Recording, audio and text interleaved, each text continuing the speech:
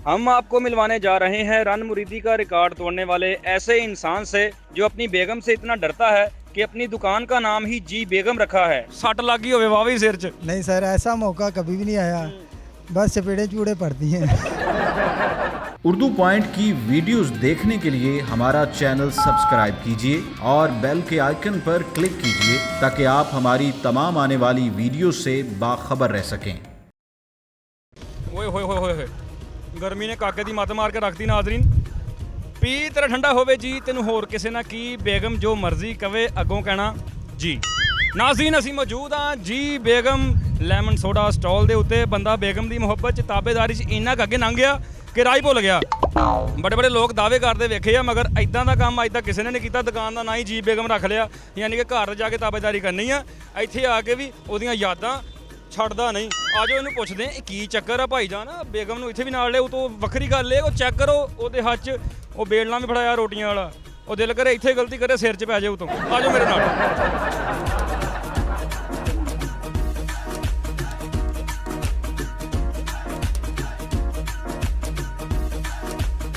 लोग बड़े बड़े दावे करते हैं कि हम रन मरीज हैं, लेकिन हमने इसको जाहिर कर दिया सबके सामने। ये ख्याल कैसे आया आपको? सर, मैं अपनी वाइफ के ताबेदार हूँ। ਇਹ ਕੰਮ ਤੁਸੀਂ ਕਦੋਂ ਸਟਾਰਟ ਕੀਤਾ? 20 दिन हो चुके हैं। तो ये जो फ्लेवर्स हैं ये मेरी बीवी ने मुझे सिखाए हैं। ਐੜਾ ਉਹਦੇ ਹੱਥ 'ਚ ਚੱਕਣਾ ਵੇਲਣਾ ਫੜਾਇਆ ਬੇਲਣਾ ਜਿਹਾ। इससे मैं मार खाता हूँ। ਘਰ ਮਾਰ ਪੈਂਦੀ ਰਹਿੰਦੀ ਹੈ। बिल्कुल पड़ती है।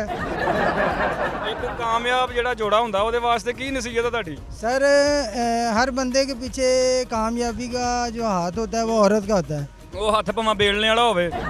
कोई मसला नहीं सर, बंदा शादी करता है, शादी करने के साथ वो 200-250 बंदा लेके जाता है साथ, और वो लड़की की हिम्मत देखो, वो अकेली आती है साथ।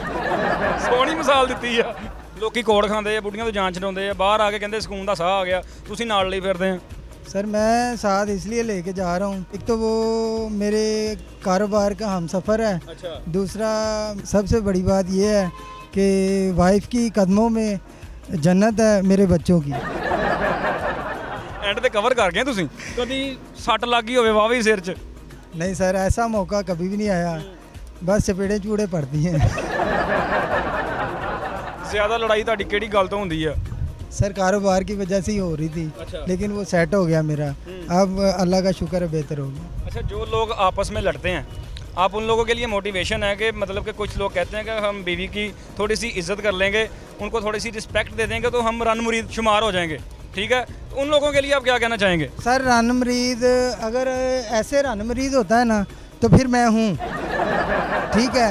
जो बंदा अपनी वाइफ को कमा के खिला रहा है ना, उसे आप रन मरीद कहें तो फिर सारा मुल्क है, ठीक है? तो रन मरीद तो वो है जो अपनी वाइफ की पेमेंट खा रहा है। बताएं कि आपके ख़ानदान में से भी ऐसे किसी ने रन मुरीदी के रिकॉर्ड तोड़े हैं या आप पहले हैं? सर, मैं फर्स्ट हूँ। बुनियाद रखती है। अपने बच्चियों को की समझाओगे?